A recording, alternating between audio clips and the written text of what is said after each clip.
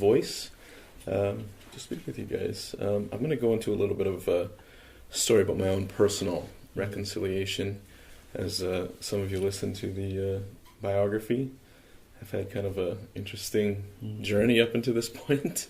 And what I do now is I'm a speaker. I go and speak at places like this, or conferences, I do workshops, and I share my experience, and I share a bit of my story. As you can tell, I have kind of fair skin. I grew up into an environment where there was a lot of conflict, not physical or mental, but spiritual conflict. I grew up with a single mom. My mom is Icelandic. And as I got older and older, I just thought that, this Icelandic way of life was the way I would be raised. And then I asked one time about my dad, and I wasn't sure who my dad was, or where he was, or why he wasn't around. And my mom made a phone call and said, okay, well your dad said he's going to meet us.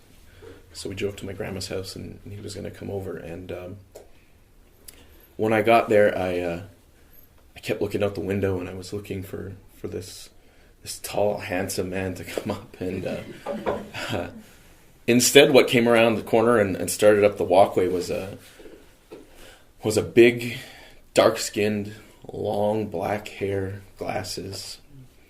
And I was looking, and I kept waiting for my dad, and this guy came to the door and knocked.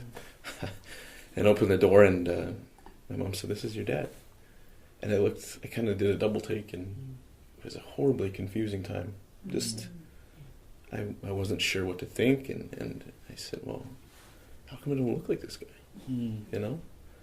And my dad and I had a rocky relationship growing up, and I was always conflicted with that feeling, that idea that I didn't look like my dad, or I didn't have the features that he had, or didn't have dark skin. And it was a very conflictual idea that it was always the feeling I didn't belong. And as I got to know my dad and his other children, who were my sisters, they are all of darker complexion than me. And as said in my biography, I turned to other things, and I tried to fill this inner void with external things. And it eventually became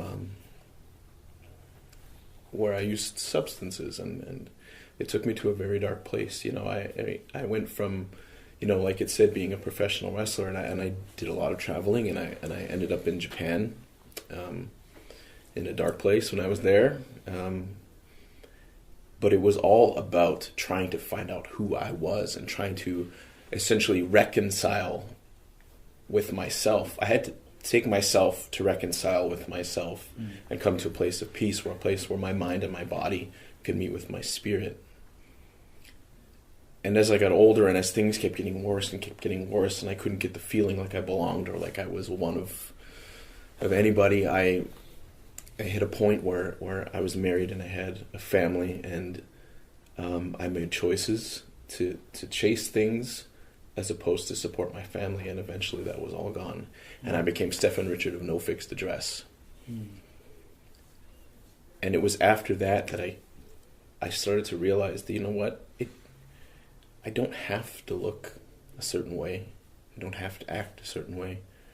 I don't have to do things to make myself feel.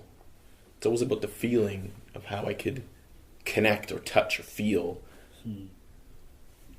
who I was. But this is who I am. I am a First Nations man, but I have fair skin. I don't live on the reserve. I'm of mixed ethnicity. And as I got older and I started to put things together, my dad actually was in residential school. And I can't speak for him, but along his journey there was a bit of a crack in the circle of his life where, maybe he didn't feel that he belonged, or he was a person that could, be a dad, and maybe, I grew up thinking like I don't have a dad, But I do have a dad, and my dad's a very good person. He just didn't have the tools at the time to be there for me. And now that I'm around and I have a child and he can be a grandfather, I think he's come to a place of peace. And I think that experience with residential school or living on the reserve and moving into the city, having a child and then just not being comfortable, I think that has all been part of the journey. Somebody told me when I cleaned up and I started to look at myself for who I was, depression is living in the past, anxiety is living in the future, and peace is living right now. And right now, I'm comfortable with where I am. I'm okay with who I am. I'm okay with my dad. I love my dad so much. My dad, I'm speaking later this month, and my dad is coming in to watch me speak for the first time. Yeah. We talk all the time, and growing up, I lost that connection, because of things he had to own and things he had to tackle. And I have things I have to tackle. My family was gone, my house was gone, everything.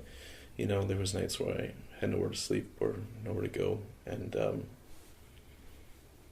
I think it's that peace now. But as far as my personal reconciliation, when I was young, I was at one spot.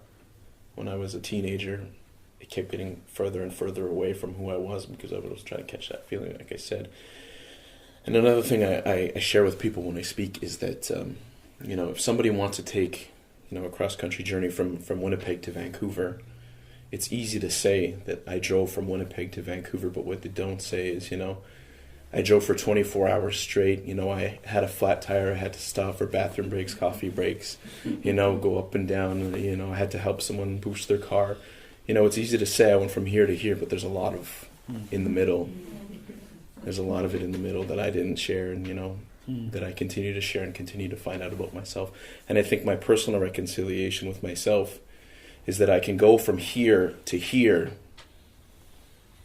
but there's all of this that I needed to find, And as this Indigenous voice, and I come in here and I can only speak for myself. I can't speak for other people, from the reserve that my family's from. But I think we could focus on what we have right now, and what we have is growth. I think a lot of it with the I Don't Know More, with these campaigns with missing and murdered women.